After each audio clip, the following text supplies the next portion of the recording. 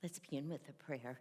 Heavenly Father, Divine Mother, friend, beloved God, Jesus Christ, Babaji Krishna, Lahiri Mahashaya, Swami Sri Yukteswar, Paramhansa Yogananda Ji,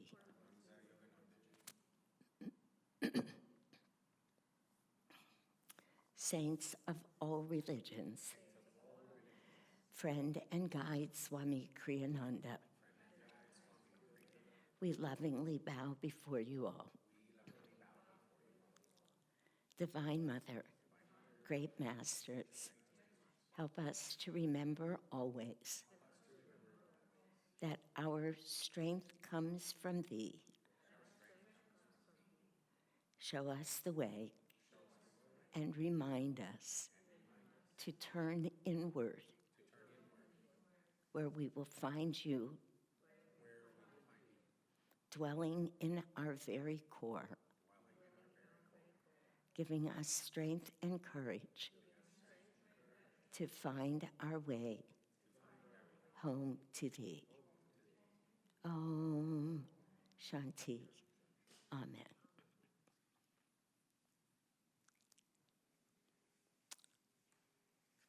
Are we going to have a chant?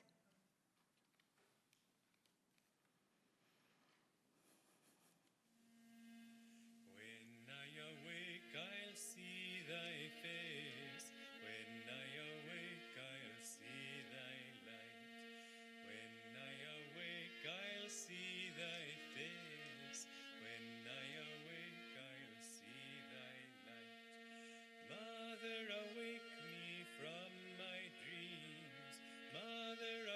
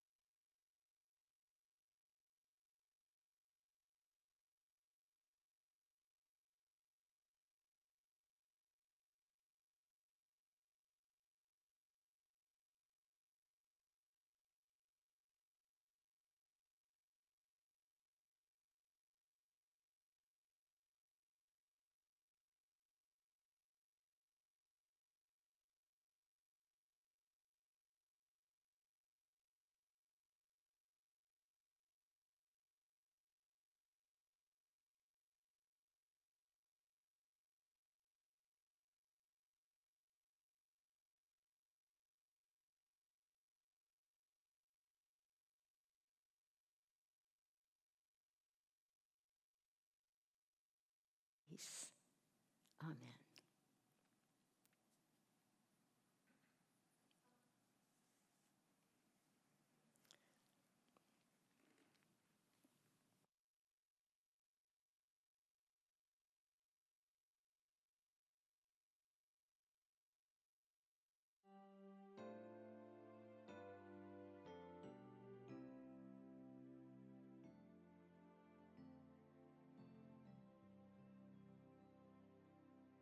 Walk like a man, even though you walk alone.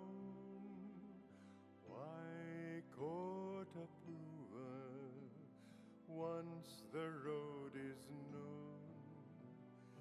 Let come who will, but if they all turn home, the goal still awaits you. Go on alone.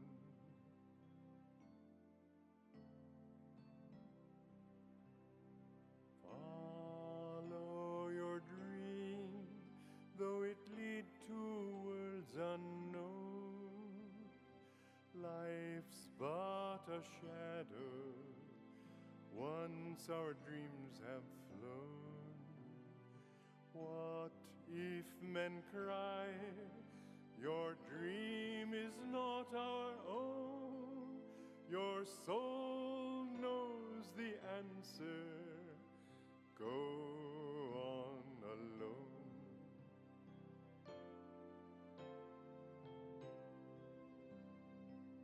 Give life your heart, bless everything that's grown. Fear not the loving, all this world's your own. Make rich the soil, but once the seed is sown, seek freedom, don't linger. Go on alone.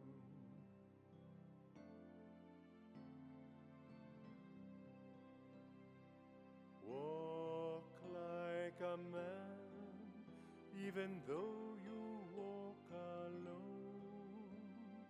Why court approval once the road is known?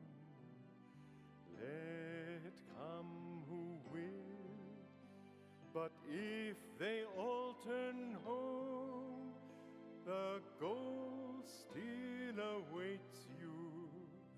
Go on alone.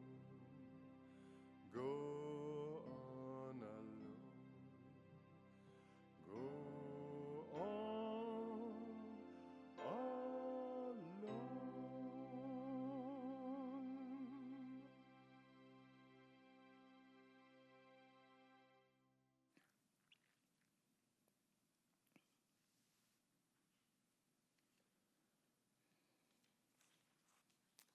Swamiji had such an incredibly beautiful quality to his voice, didn't he?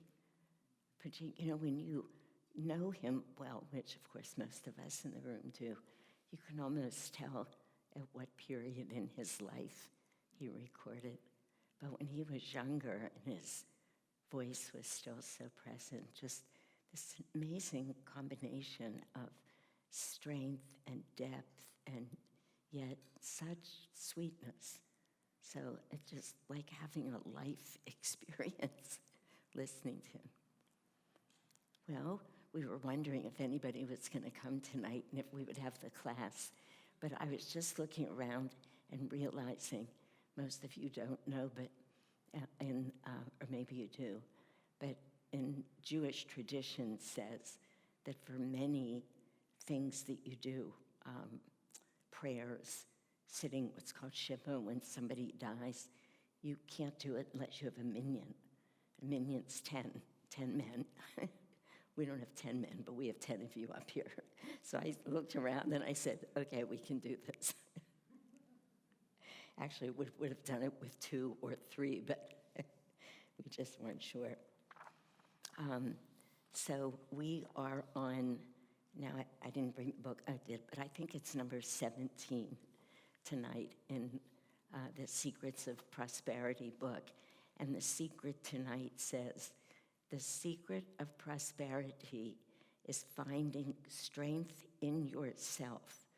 Don't wait for passing waves to propel you forward. Finding strength in yourself. Don't wait for passing waves to propel you forward. And then he refers to his Secrets of Life book, where one of the secrets says, this is a secret of life, prosperity is a state of mind, primarily. That's what he says. It's very interesting.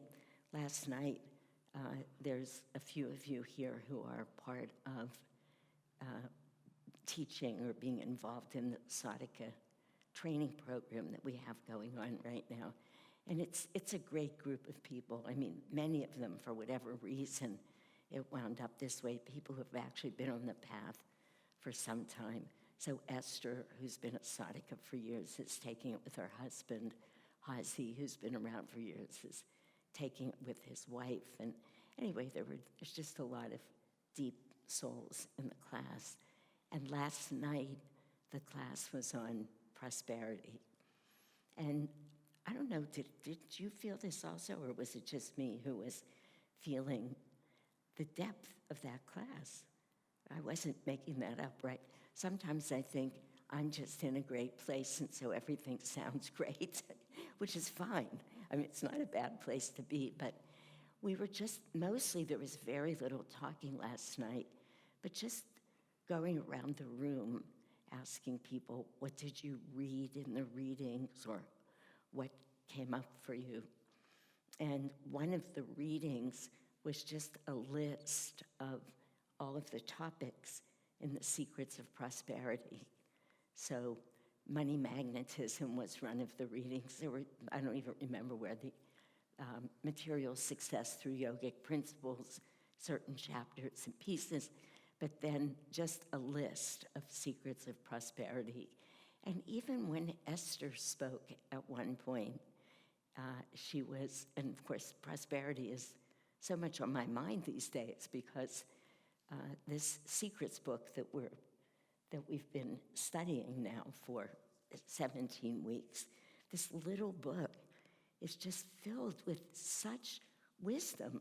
I mean, when you really think about it with your logical mind, it's incredible that Swamiji has really taken, I know I've said this many times, but in each of these books, there is the entirety of the spiritual path. They're just these little one-sentence thing. The secret of prosperity is finding strength in yourself. It just feels like, but no, it's right there. You can follow the path with it. So Esther was saying, she must be taking the class in Spanish because she was having more trouble than usual finding the English words. You know, every once in a while, a Spanish word would jump in the middle of a sentence. But she was saying how with every secret, so again, she must have taken a Spanish, or somebody went through these with her. I've never heard of anybody doing this book study. But she said with every secret, she was asking herself, I forget the phrase that she used. It was very funny. I probably wouldn't say it if she was here. She's so smart, and it's so amazing that these people are speaking about the depth of these teachings when English is not their first language. But she was trying to say, I had to just rethink everything in my life. And I don't remember what she said, but she was saying something like, refined my brain is how she put it. But I knew what she was talking about. Like every secret makes you think about looking at life a little differently or going a little deeper with it. And last night, just speaking about prosperity in so many different ways, it was so deep in that room. It was surprising to be, and these are people who are taking sadhaka training. So they're relatively new on the path. They're not new, all of them. Some of them are very new. And just the depth of wisdom that was being shared about this topic. So it was very inspiring.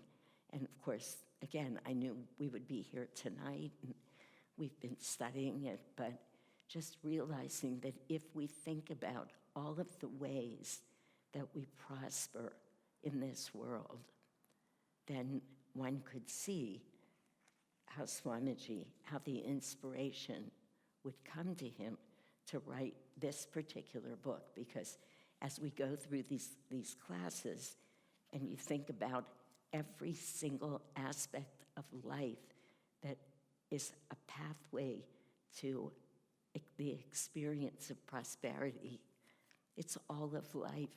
It's just right in here. It's very impressive, actually. And then that whole concept that he put as a second reference from Secrets of Life that says prosperity is primarily a state of mind. And of course, once you hear that, I used to think this whenever I would listen to Swamiji. I mean, I thought it a lot. I would be thinking, I knew that. He would say something, and somewhere I did. I knew that. I know prosperity is a state of mind, but I wouldn't have thought to say it like that. I wouldn't have thought to summarize or to say to somebody, if you want, maybe I would have now, but now I've had the benefit of studying his teachings for decades, to say to somebody, prosperity is simply a state of mind. And I was visiting with a friend today who I haven't seen for some time, and her husband fell. He didn't actually fall during COVID, but he stood up under a really thick tree branch, and he then had a really massive bleed into his brain, and he had to have many brain surgeries. And so he's an older man. He's 84 or 5 now, but before he hit his head on that tree branch, he was solid. He was 100% present. And now he's just not. I mean, the whole experience at that age really changed him. But she was sharing with me what a negative attitude he has about life, and how he's always seeing now what isn't, what he doesn't have, what he can't do, which I think is not unusual for people who age anyway very often. Not us, of course, because, I mean, here we are. But so many people just focus on, I can't do this anymore, I can't do that anymore, and they get very depressed about it. And she was just saying to me, it's such a litany of negativity when nothing's changed in his life. I mean, nothing on the outside has changed. They have children who are doing well, who love them, they have money, they have a magnificent home in Menlo Park, they could travel, they do travel, not so much now, but up until now, nothing has changed. And yet, because of his state of mind, everything's changed. It was very powerful, and you want to say to somebody like that, don't think that way. Just don't think that way, and it won't be true. You could still do whatever you want to do. You don't need to be so negative. It's very negative. He's very dear to me. I've been close with him since the minute I started medical school. For a lot of reasons, I found him right away as a clinical psychologist, but I mean, he wasn't a therapist, but somebody told me to invite him to teach in a class that I put together at Stanford during my first year of medical school. So I did. I found him and his wife then. He came to teach in this class. So he's very dear with me, but sitting there, and this is so important, I watched him just flare with all of this anger with his wife. She wasn't even really doing anything, but suddenly he would be on her. And I thought, wow, our brains and our minds are just, it's so important to tell ourselves that we will keep our mind in a great direction as long as we have any control. Because otherwise, that's what happens. You know, you can't do the things you used to do, so you get angry. It's very common. And we shouldn't fool ourselves. It's common among devotees as well. We see that happening. So David Praver said to me, though, once we were talking about this, as a couple of people in the community were aging, and they were needing to make changes, and changes were being not forced upon them, but strongly suggested, and they weren't taking very well to it. And I said to David, I am just training my mind. Please tell me if I'm losing it, if I can't speak, if my driving gets bad, if whatever happens, somebody help save me from myself. I want to know. And he said, the real problem is by the time you need to be honest, the mind doesn't work well enough to tell you. And I thought, he's just right. You no longer have the mind that you need. But anyway, let's practice while we can, because prosperity is a state of mind. You know, that's a great idea. Yeah, don't forget.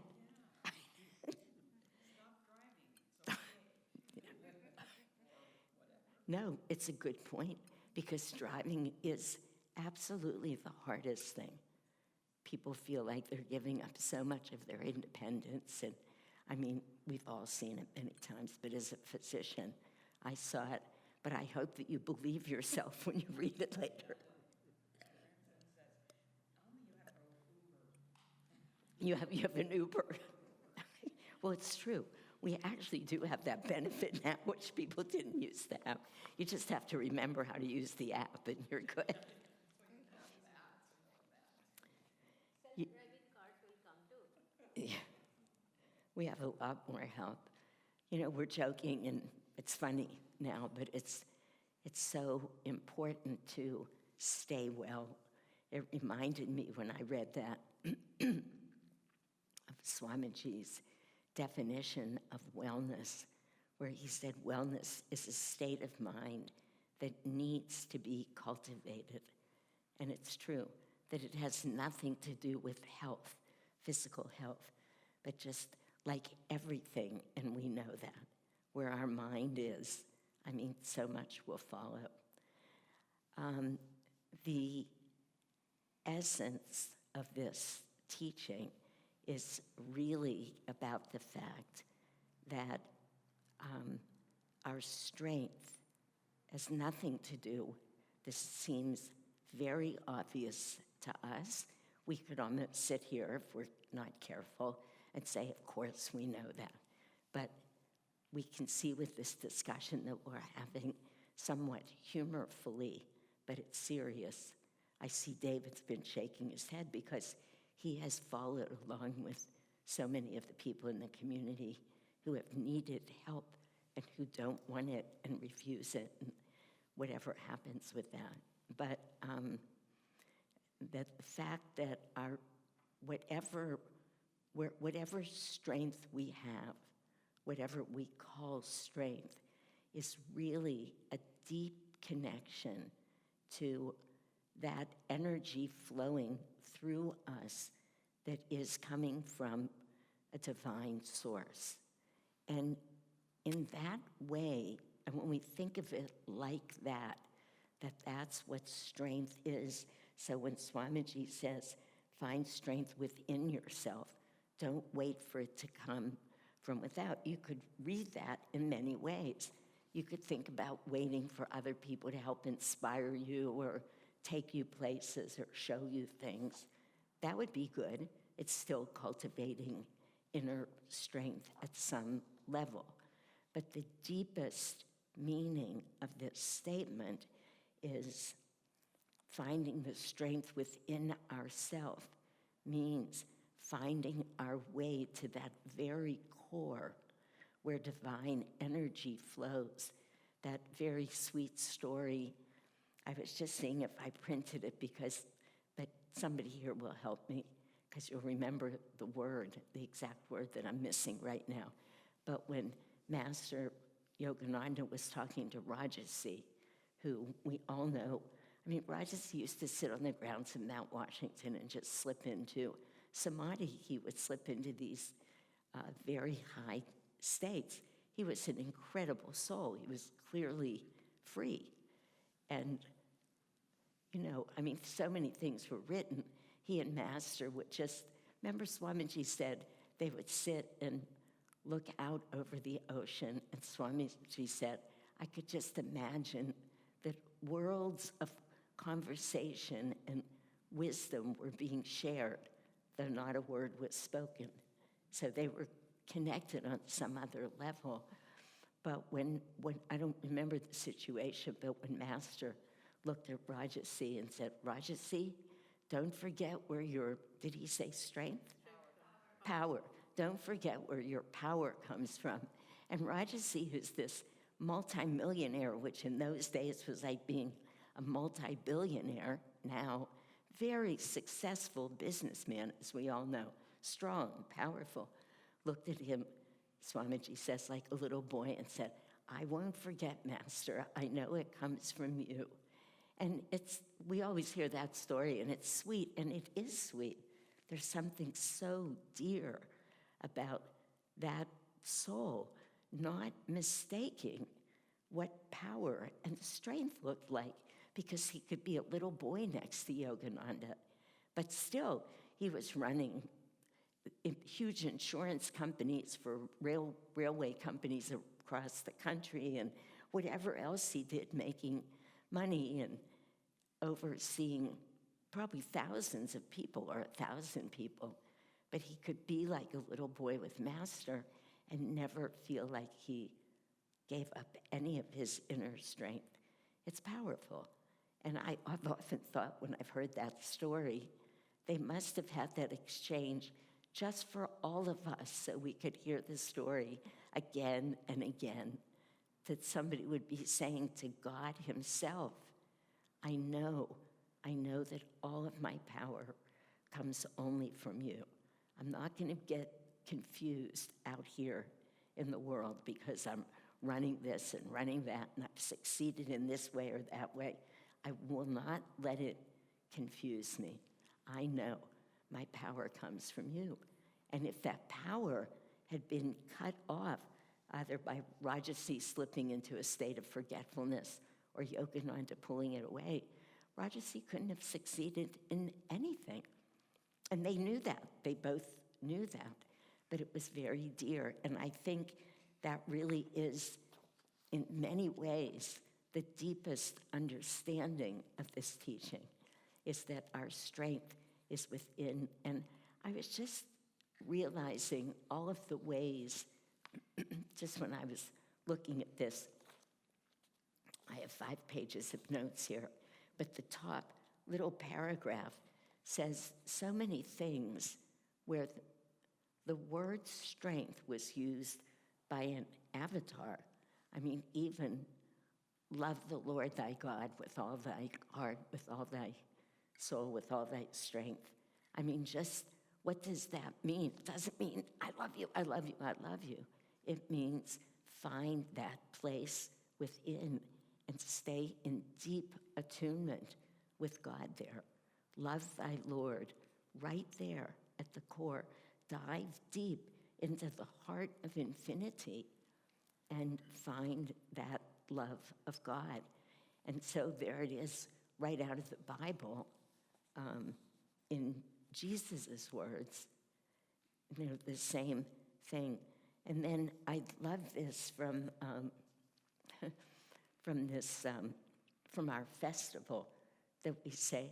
I was just looking at where are all of the places, not all of them, but some of the places where the word strength is used, and what is the depth of the meaning. So when the little bird is first taking off, and the word says, the words are, you all know them, of course, a fledgling bird once flew out into the world, gained strength and courage, its parents told it, and what you have acquired, share with others, even as we have shared with you. And of course, that bird's parents is God himself. So God's saying to the bird, you go out there. He's setting him off on this journey which has made many people angry, the whole journey. Why did God send us out if he knew it was so hard, and if it was already perfect with him, why did we have to go and leave? But nonetheless, it's probably so that we could hear this every Sunday. Gain strength and wisdom. Its parents taught it. I think I said courage, but strength and wisdom. And it's just, that's what God says to his child. Those are the two words. That's powerful. I mean, when we're looking to understand why Swamiji would focus on strength as one of the ways to experience prosperity, gain strength and wisdom. That's it, with those two qualities. And then go out and share it, But alas, we abandoned our mission. Even when repeatedly we lost everything we had. I mean, it's actually brilliant when you just start tuning into it's beyond brilliant, it's masterful, really, when you tune into every word of it. But just hear where the word strength is used, and it helps us experience the true nature of the word. In his precepta lessons, Yogananda, we all know that the energization exercises that we all practice every day, he came through him, and he of course, they came to him in India, but he really taught them here, saying to everyone, I've heard that this statement is not true, that Master said if you were on an island and you could only do one technique, practice your energization exercises. I've heard that disputed, whether he said it or not, but he could have said it because, and I think this is probably how the rumor got going, if it's a rumor, because the whole purpose of those energization exercises are not to have us experience physical strength, though if we do them all the time, we do get stronger, or we stay strong, and we stay balanced. And I think those of us who do them know that. Even if you're a little wobbly, even now with my bad knees, if I'm a little wobbly, the first round, of like tensing and extending and flexing my calf muscle and rotating my foot, by the end of them, I can do it perfectly. It brings us not just into balance, but to a certain aspect of strength, which of course is the energy behind it. So it's not that we're given those exercises to get strong, but rather to learn to experience energy. Where is it? How can I use it? How can I be in charge of it rather than it running my life, which is, after all, how the vast majority of people live. So even the energization exercises, and he speaks about developing strength in the precepta lessons, but he says very clearly it's not about muscle strength. It's about that the strength that can only come from diving deep within and finding that energy. I actually found this all quite fascinating. So, I'm talking about it a lot, but as it came to me, just when I was reading some of these, trying to look up where did they mention strength, and then finding all of these places and realizing how deep it is, how important when we think of that festival. You all know Swamiji said the festival came to him. He didn't write it. He says it very clearly. Because not everybody in Ananda loves the festival. And many of the colony leaders in the day didn't want to do the festival. They didn't like it. And Swamiji said to them, this festival came to me. I didn't write it. I sat, and it was an inspiration right away, start to finish. You remember, he even said, when the part came, a fledgling bird once flew up. He said, a bird? You know, he stopped, was like amazed. It was like somebody was telling him his story, and he's saying, what does a bird? It shocked him, but it was an inspiration. So when you read it in a certain way, which I hope all of you have, and a couple of times now we've done courses on it, where we did a 12-week course on it in the pandemic. It was a wonderful course. You know, we had a lot of different teachers, and just taking it apart word by word. And today I was thinking, that's what you have to do, because all of a sudden you see the word strength, and you realize that of all of the instruction God was giving to that bird, it was 2 words, strength and wisdom. Get deep inside, find the energy that is me flowing within you, and giving you power to do everything. That's what he tells him to look for, and wisdom. And, of course, divine wisdom. Very, very strong lesson here. Then I found this saying from Patanjali's Yoga Sutras. I haven't really studied them. I haven't just dived deep with them myself. Even Swamiji's book, I've read through it, his interpretation, but just somehow I haven't been drawn in that direction. But here in the 3rd book, I think it's called Pada. I forget the book, but it doesn't really matter. Verse 25 says, by samyama, on strength, one draws their strength to themselves. By samyama, on strength, as in elephants, one draws their strength to themselves. So what's the first thing I had to do? I had to look up what does samyama mean. I had no idea. I had to look it up, but here's what it means. It means it's the combined, simultaneous practice of dharana, which is concentration, dhyana, which is meditation, and samadhi, which is union. So Patanjali is saying that when you bring all of those together, and the aspect that you're looking at is strength, by finding it in that culmination of, you know, those are the last 3 stages of Patanjali's Yoga Sutras, dharana, dhyana, and samadhi. So when you get there, you've probably found your way through all of the yamas, niyamas, yoga postures, pranayama, everything that comes before that. These are very high states and teachings in those last 3 stages of concentration, meditation, and union. And he's saying,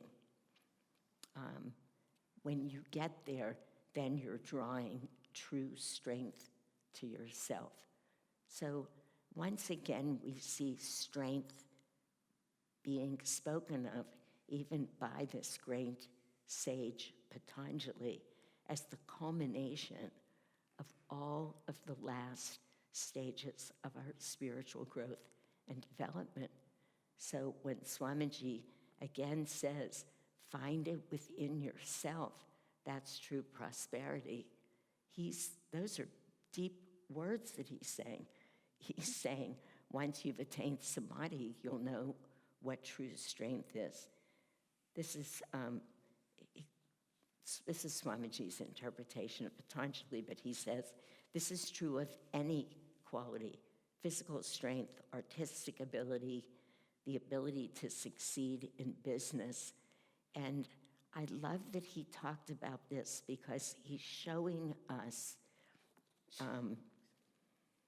that if we can get to that place of finding our inner strength and using that we can accomplish anything in any field that we put our mind to. And he goes on to tell the story of when Yogananda was here, and he commissioned an artist, remember, to do a painting of, it was Sri Yukteswar. And when the man brought it, Master said to him, this painting's not good. Remember, the man was so insulted, and he said, how dare you? It took me a year, I think he said. Now, Master said, how long did it take you? And I think the man said a year. I worked on it all the time. And then the man looked at Master and said, you think you could do it better?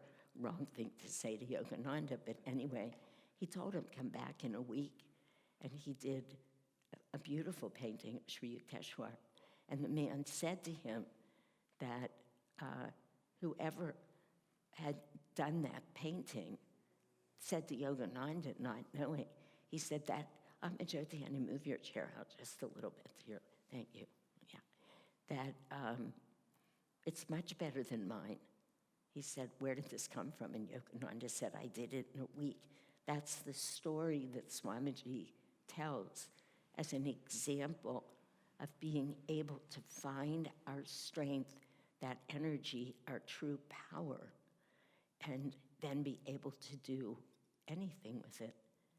You know, I've been amazed watching Jyotish over these last not that many years, even though he did grow up in a family where art was valued, and I think he said his father painted a little bit, if I'm not mistaken. Somebody did. But Jyotish didn't. He didn't paint. He just started painting, and he tuned into the power, the ability to concentrate, to draw on inspiration that he had been developing over all of the years that he's been on the path. Now, I don't know about any of you, but when I think of just sitting down with some paints and a piece of paper, I imagine I would paint the same way I painted when I was 7 or 8. And if I showed you some of those, you would see they were not really very good. And I just think what it takes to, Dana would probably be very mad at me if she heard me say that. I'm sure she would, because she talks about the artist in all of us. And of course, she's right. She's right for exactly this reason.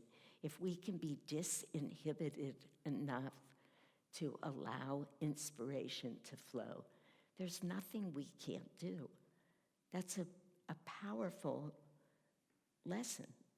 I mean, if we really can let it in and believe it, there's nothing we can't do, because we're tuning into the very source of everything.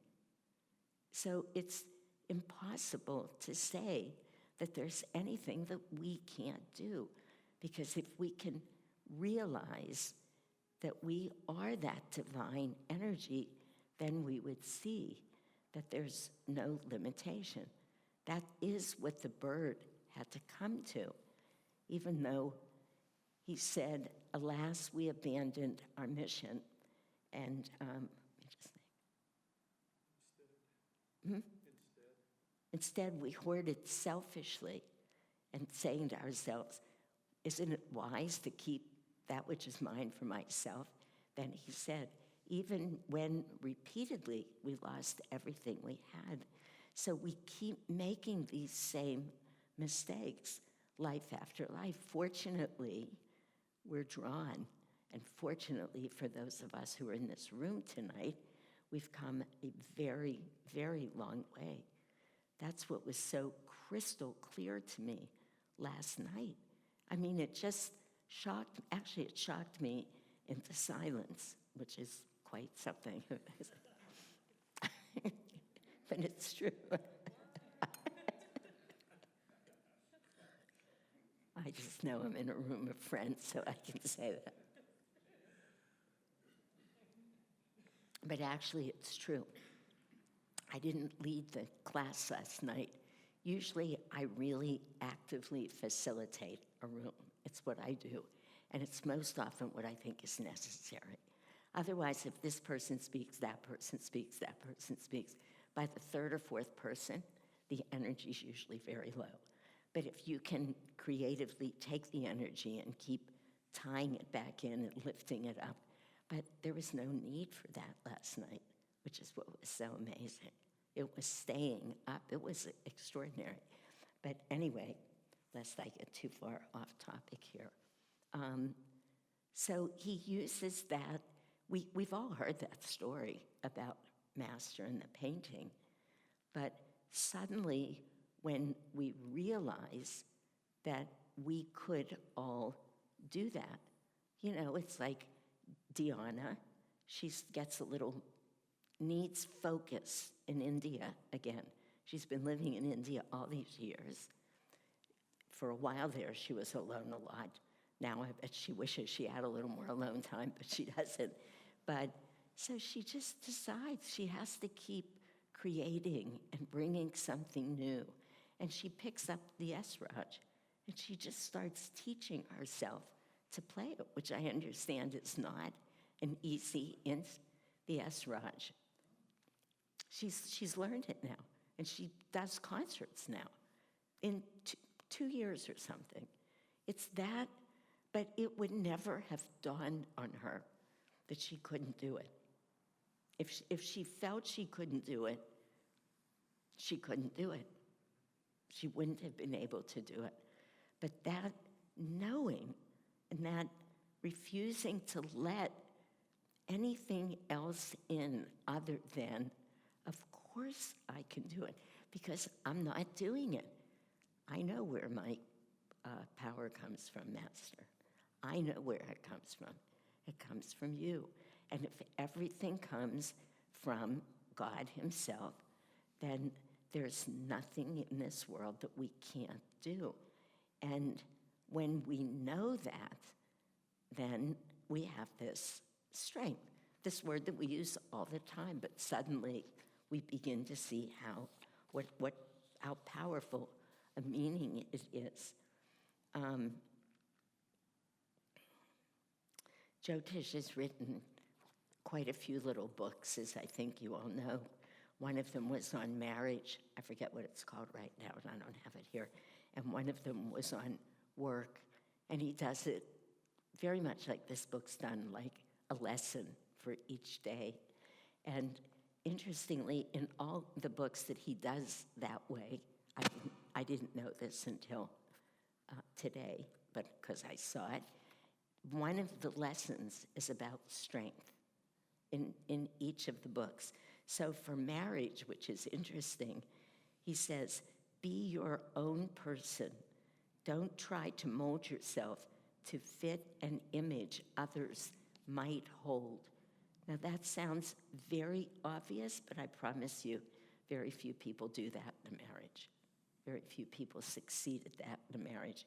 Inner strength increases as you develop your natural talents and trust your own ideas. Work with strengths that you already have. Anyway, he goes on.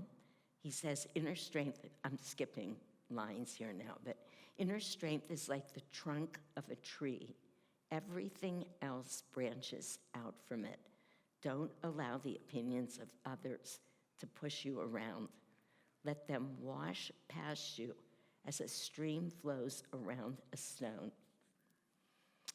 When you are calm and centered, you will be able to perceive truth as it resonates within you. Then, from a position of inner strength, you can follow the best course of action. There's much more here, but finally he says, if you each encourage your partner to develop inner strength, your marriage will grow strong and dynamic. And then, he sits with, what's the pearl? What should you do today? So he says, today, sit with your partner and explore together what makes each of you strong.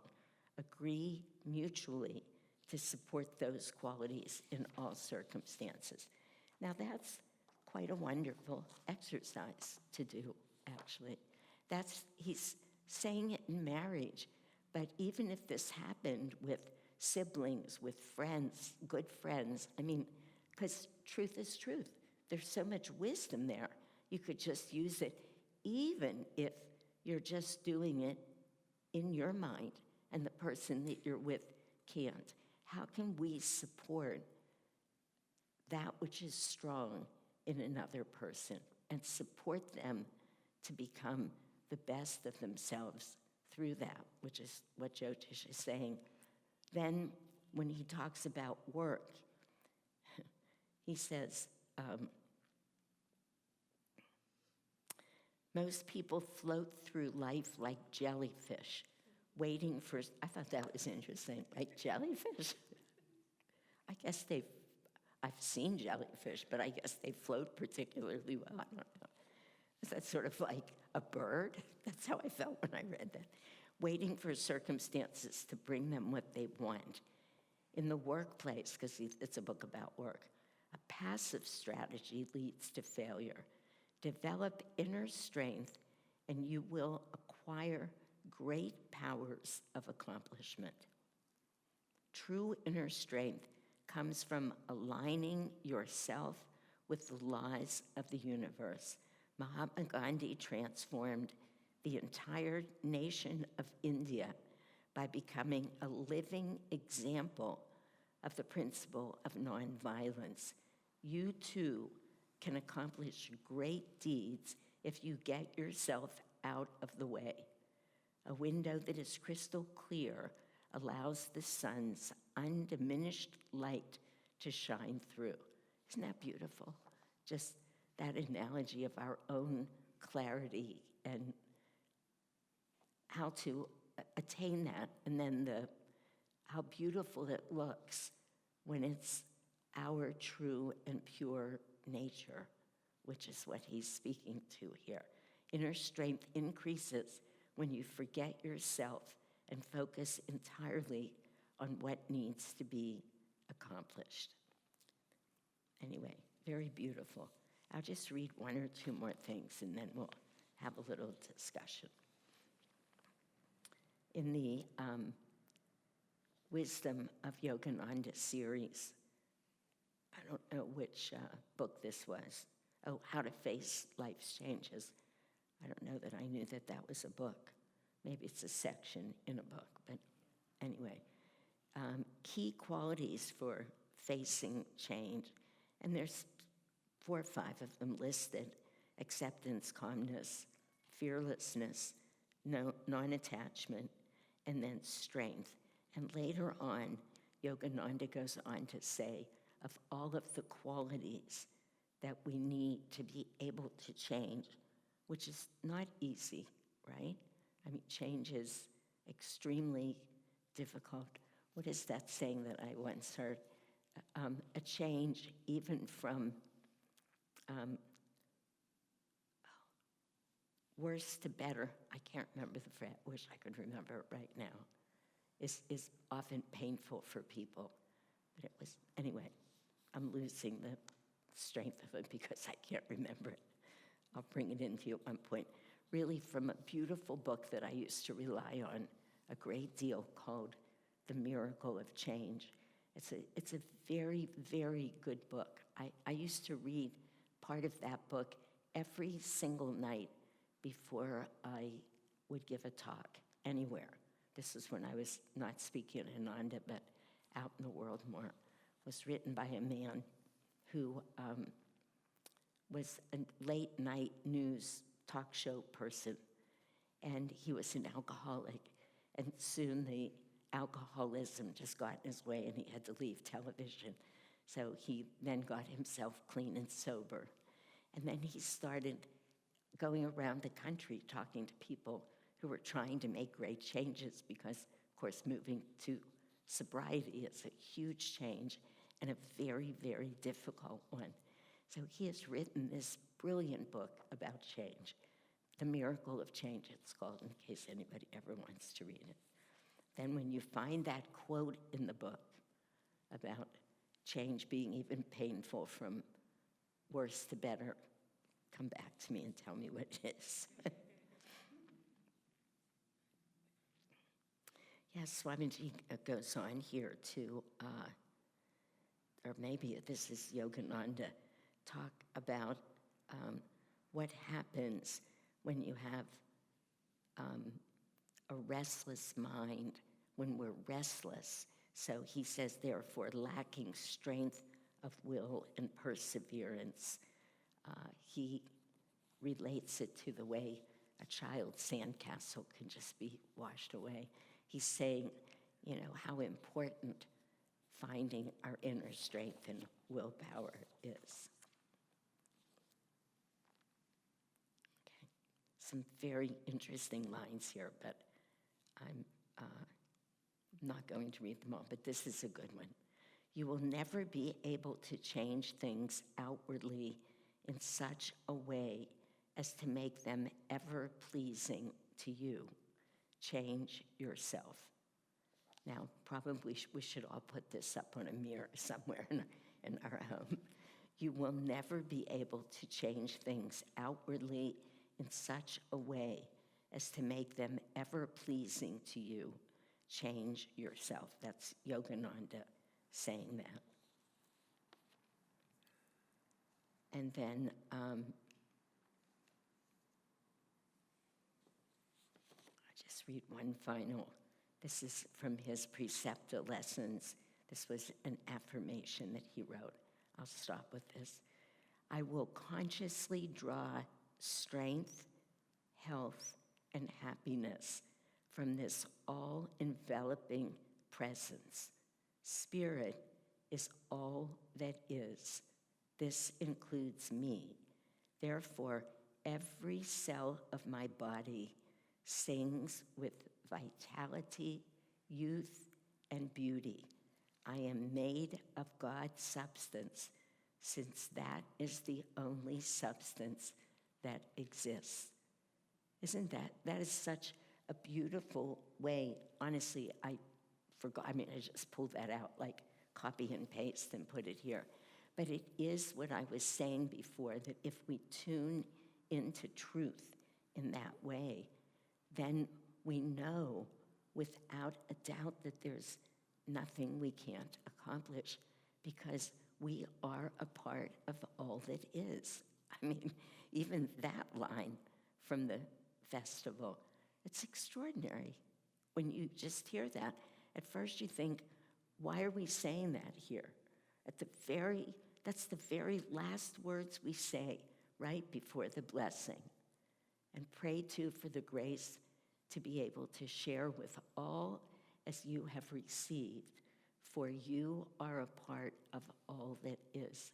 And it doesn't always make sense when you hear it like that. But when you read this, that just says, I am made of God's substance, since that is the only substance that exists. That's a beautiful affirmation, actually. So, I'll stop here and we'll see who has anything to add, or Shantala's going to go get a questions mic. Oh, James has it, Shantala. Yeah. Anybody have anything to say? Any question? Anything? Good. Yay. It was just coming.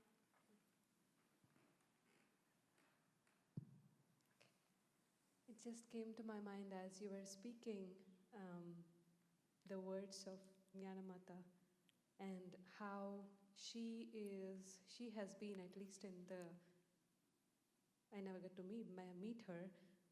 meet her, but just the letters that she has written, and in this book, God Alone, it's like the personification of that inner strength, every word that she says, and it just reminded me of her words, change not my circumstances, but change me. Yeah. And it takes enormous energy and strength to be able to live with those words all the time. And just another comment. Recently, I was listening to one of the talks from Jyotish, and I think he talks about be careful about where you put your energy into, whether it's going outward from you or whether you're drawing it all in. Because when you put some energy, there is a power that is higher than you, which will take you really far if the energy is going out. The same way, if you're really trying to tune in and bring the energy in, there is a power higher than you, which will take you really within and higher. It's beautiful. Yeah. You know, one of the things that I realized about Sister Gyanamata, I've been thinking about this a lot because I mentioned in a service that perhaps some of you heard that Lakshmi had the idea for our pilgrimage to just copy like a bunch of the letters from Sister Gyanamata's book. So these are letters that she wrote to her fellow nuns in response to a question that they had, or an exchange that they had. And she just made these letters and she typed them up and put them in an envelope, and then we all picked a letter. And the letter that I got was so utterly perfect for me, even though it scared me at first. I told you that when I started getting to the point where she was going to correct the nun. First she was telling her, "You're wonderful, you have energy, you have such a big, beautiful, devoted heart." And I was there going, yeah, that's me, that's me. It's an exaggeration, but not by much. I was happy reading about myself. And then she said, "But here's the thing." And wherever we were still in this pilgrimage, and I just thought, I can't read this now. And I closed the letter. I mean, it was really interesting. I've subsequently read it many times, and I just thought, I just can't believe I picked that letter. And it was so perfect for what's going on, for how this soul wants to move forward and let go of things that are no longer relevant to it. Sounds easy and right. Why wouldn't you just move ahead? But boy, I'll tell you, Satan has quite the hold on us, and you really have to fight. You have to get into a fight with him. But anyway, I realized something, that probably whatever letter I had picked would have felt that way, because truth is one and eternal. And, again, here we hear this phrase every Sunday, but it's true. So she was so steeped in truth. She was so powerful with such pure strength. She was tough. She was really tough, but it was always from a just unemotional, purely loving, here's what it is. You want to get to God, you do this. You don't, fine. And off she went. But whatever she was writing about was the truth. So if you picked it up and read it, it would always be about your life, whatever your next step was towards truth. And she had that strength. When Lakshmi was looking for those letters, she said to me a couple of times, "I don't know if I can do this." She said, "Some of these letters are really powerful. It's like, bam, And that's how this letter was that I got it. It's like, whoa, you really have to be strong to hear this and say, okay, this is... She gave it to us when we were down on Swamiji's beach. So if we wanted to take the letter and just go walk out into the ocean, never to be heard from again, we could. Because, Sister Gyanamata is, much of it is that way. You always feel her love, but it's rarely, "Oh, come here, sweetheart, I'll hold you." No, it's not. It's like, okay, You want my love? Here's the best love I have to give, the deepest love. And it's truth. So I'm sure she always had some sense intuitively about just where the line was, you know. Probably there were some people who walked out after some of her counsel because if you weren't ready, you weren't ready. Not everybody would write that statement. Change not my circumstances, change me.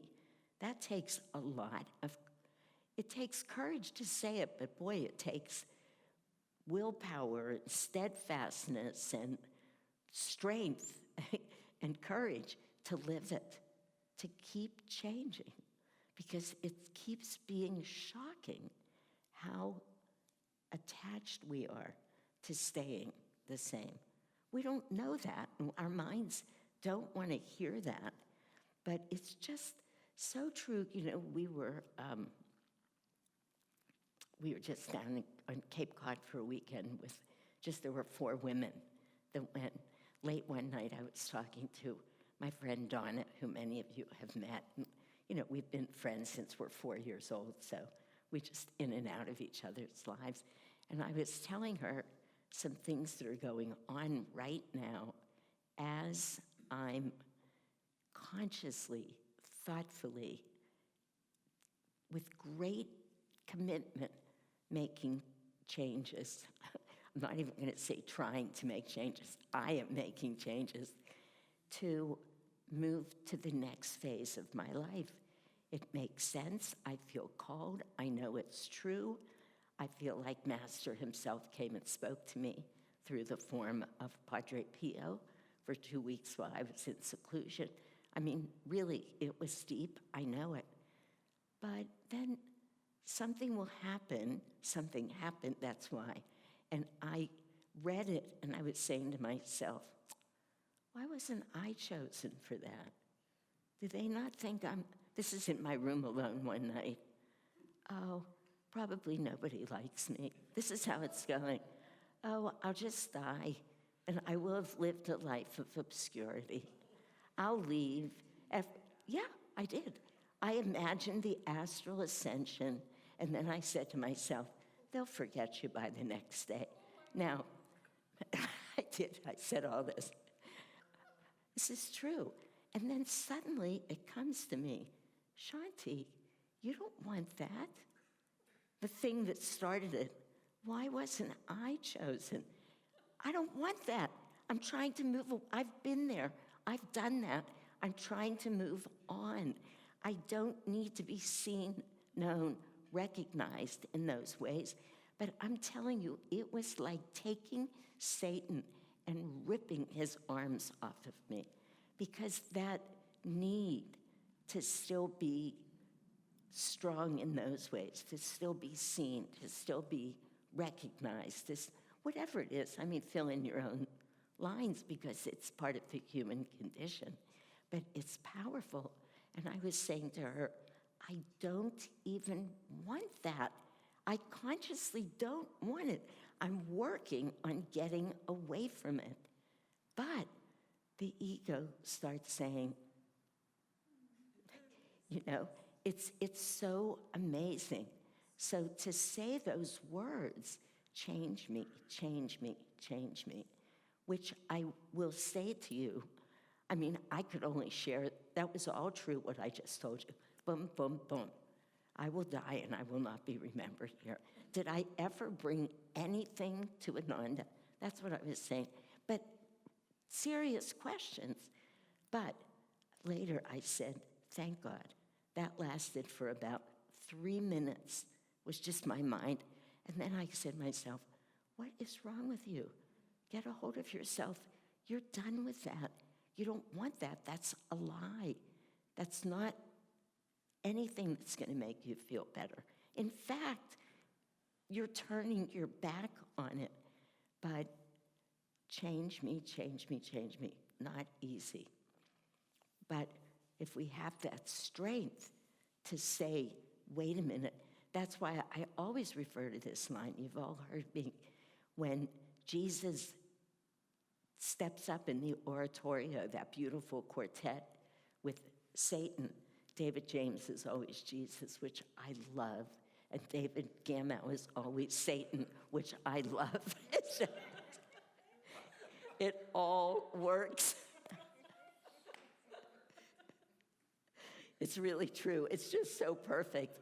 But you know, when Jesus steps up and with such great strength, but with that beauty in his voice, and says that, "Get thee behind me," Jesus did say. Now I cannot believe that I just sang with this. But I did. It's powerful. I should have had David sing it. You know, like Satan, let go. I don't want to have those thoughts. I don't want that. I really want to absolutely move towards God. Pure, divine love. I don't need anybody to see it. I don't want anybody to see it.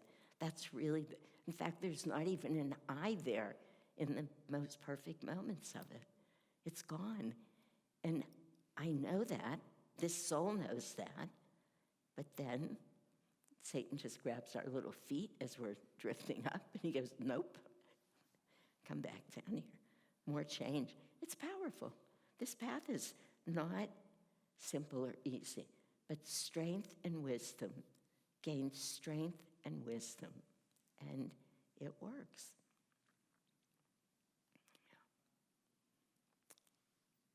Anybody else?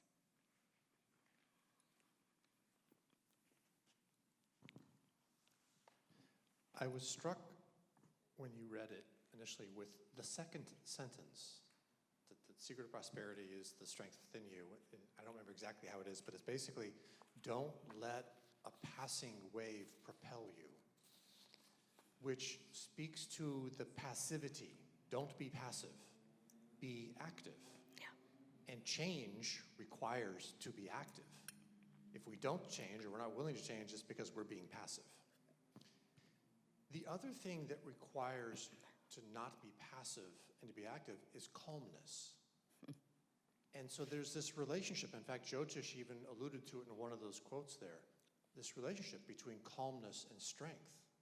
That it's very, very, I don't know which comes first, but it's almost like I have to be calm in order to have to feel that strength within. Yeah. I thank you for saying that, and I think two things I'll say. That is why one of the phrases that we remember from Master, that we quote all the time, is to be calmly active and actively calm. And it really does take that. And the other thing that came to mind is I completely agree with what you're saying. It takes great strength and commitment and willingness and all those other wonderful spiritual qualities to be calm. One of the Yogananda series books, I think, is called Calmness, Courage, and something else. How to cultivate courage, calmness, and something else. Confidence. How to cultivate calmness, courage, and confidence. Yeah, because it is cultivating it. Just like when he says, wellness is a state of mind that needs to be cultivated. Prosperity is a state of mind.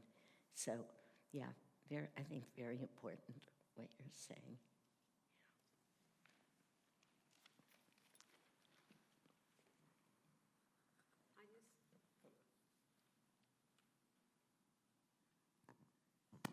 I just wanted to say about the letter that we're all talking about. So after you said, I opened the letter again and I read it again. The two things I want to say about in the Swami's speech, we opened the letter as if it was a love letter. In the climax of the point, we received that letter. And I did not open that instantly. I read that initially, but it did not come to my mind, or I could not understand it properly. But when you discussed in the class, I went back and read it. It said that you have tried for a long time, and that is so pleasing to me that you are sincere and trying. But remember, you always have to fight against your own self that you have. but I do not want to see you discouraged or defeated. So keep trying. I thought, wow, that is the love letter in the backdrop of the ocean we have received. And such a kind, loving thing for Lakshmi, that letter, and the little card that we received. It's the beautiful, another quote is, I walk by your side unknown, Yogananda is saying us. So both of those, they came like the acts of love, and then the message.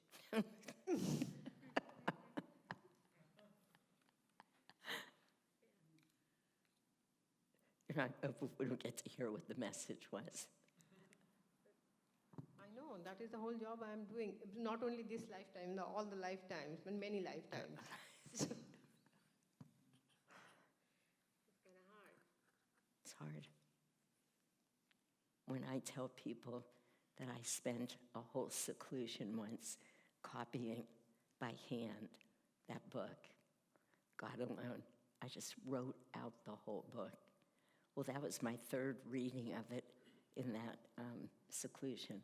I read it, then I read it and underlined it.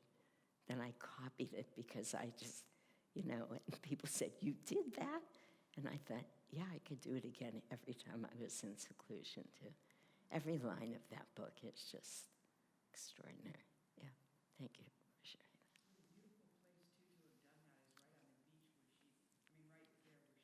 that. That's why the inspiration came to Lakshmi to do it there. Yeah. It's part of, we had a beautiful program on Swami's Beach. Yes. Yeah. It is a very powerful, it's pilgrimage, so it is what it is. All right, friends. Well, thank you. You've turned out to be lovely, as always. So. The God Alone book. All right. Yeah, just open it to any page.